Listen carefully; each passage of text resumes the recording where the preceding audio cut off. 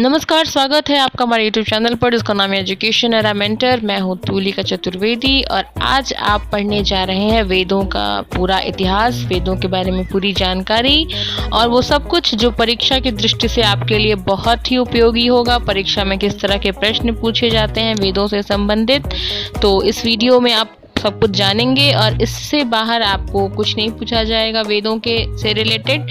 तो प्लीज़ इस वीडियो के अंत तक बने रहें। वेदों के द्वारा आर्यों के सामाजिक जीवन और आर्थिक जीवन की जानकारी मिलती है। इनकी संख्या 4 है और इनके नाम है ऋग्वेद, यजुर्वेद, सामवेद और अथर्ववेद। इन चारों वेदों को संहिता भी कहा जाता है और आप जानते होंगे या शायद नहीं कि महाभारत का एक अन्य नाम जय संहिता है। आप जानते हैं ऋग्वेद के बारे में।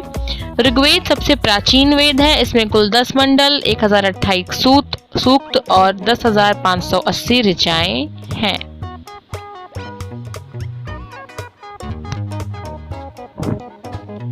ऋग्वेद का पहला और आखिरी मंडल सबसे आखिर में, सबसे अंत में जोड़ा गया है।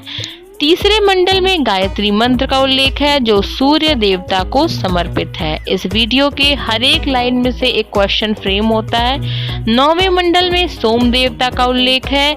10वें मंडल में वर्ण आश्रम व्यवस्था की बात की गई है। यूनेस्को द्वारा ऋग्वेद को विश्व मानव धरोहर के साहित्य में शामिल किया गया है 1983 में।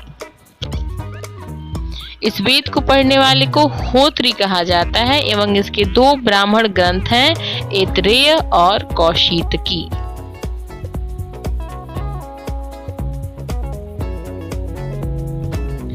तो बच्चों, आप लोग इस वीडियो को बहुत ही ध्यान से देखें। अगला वेद है यजुर्वेद। यजुर्वेद एकमात्र ऐसा वेद है जो गद्य और पद्य दोनों में लिखा गया है। इसके 2 भाग हैं, पहला शुक्ल यजुर्वेद और दूसरा कृष्ण यजुर्वेद। शुक्ल यजुर्वेद केवल पद्य में है जबकि कृष्ण यजुर्वेद गद्य और पद्य दोनों में है। गद्य का मतलब जो कहानी की टाइप में लिखा जाए। यजुर्वेद के मंत्रों का उच्चारण करने वाले पुरोहित को अध्वर्यु कहा जाता है और इसके प्रमुख उपनिषद हैं कठोपनिषद, ईशोपनिषद। यजुर्वेद को कर्मकांडीय वेद भी कहा जाता है क्योंकि इसमें यज्ञों के नियम का वर्णन है। यजुर्वेद का अंतिम अध्याय ईशावास्योपनिषद है और इसका संबंध आध्यात्मिक चिंतन से है।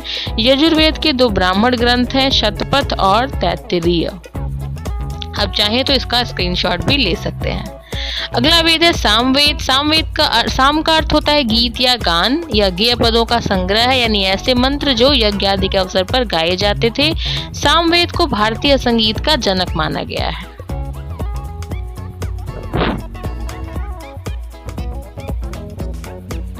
यह 7 स्वरों का जो उत्पत्ति हुई है, सा रे ग म प ध नी, ये सामवेद से ही हुई है। सामवेद में कुल 1875 ऋचाएं हैं। सामवेद के मंत्रों को गाने वाले पुरोहित या ऋत्विज को उद्गाता कहते हैं। सामवेद में मुख्य रूप से सूर्य स्तुति के मंत्र हैं।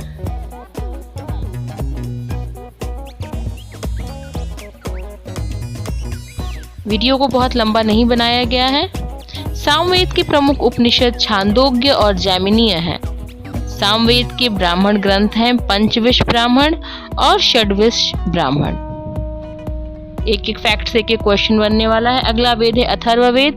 इस वेद की रचना सबसे अंत में की गई और इस वेद की रचना ऋषि अथर्व और ऋषि अंगिरस द्वारा की गई। इसी कारण इस वेद को अथर्वांगिरस वेद भी कहा जाता है।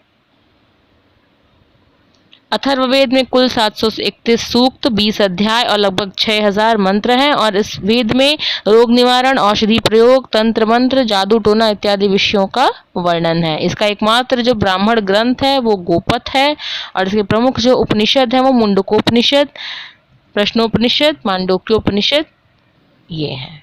ठीक है, तो वीडियो को बहुत लंबा नहीं बनाया गया है ताकि आप बोर ना हो जाएं और आराम से हर एक तथ्य को जल्दी से देख लीजिए और स्क्रीनशॉट भी आप इसका ले सकते हैं।